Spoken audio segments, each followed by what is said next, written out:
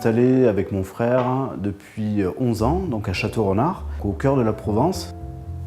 On a une spécialité qui s'appelle le voyage en chocolat et il y a 6 pays par continent.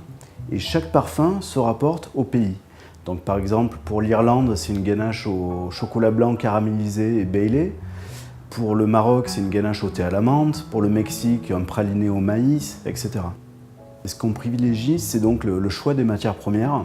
On se sert du lait d'une petite ferme de Saint-Andiol, donc c'est un petit village à côté de Château-Renard. On utilise un chocolat de pure plantation. C'est vraiment d'une petite région de chaque pays.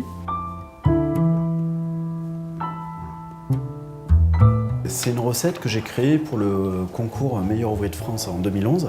Et donc je suis parti sur quelque chose qui me ressemble un petit peu. Le voyage en fait, qui est symbolisé par le praliné au spéculoos, donc il rappelle un petit peu les épices, et la compotée aux fruits de Provence. Et donc tous les fruits viennent des environs de Château-Renard.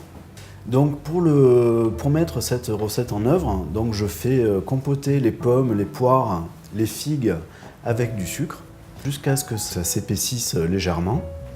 Et je vais couler ça dans un cadre qui fait à peu près 5 mm d'épaisseur. Et lorsque c'est froid, donc je vais venir étaler un praliné au spéculoos dessus. Donc ce praliné au spéculoos, c'est un praliné noisette que l'on réalise maison. Et on vient y rajouter un peu de chocolat au lait et de beurre de cacao pour solidifier l'ensemble. Et des brisures de spéculoos que nous faisons maison aussi. Donc un spéculoos très fin en fait, que l'on laisse sécher au four pour qu'il soit bien croustillant. Et on vient donc l'ajouter à ce praliné. Ensuite je vais couper ce cadre donc, de bonbons en petits carrés de 2 sur 2 cm.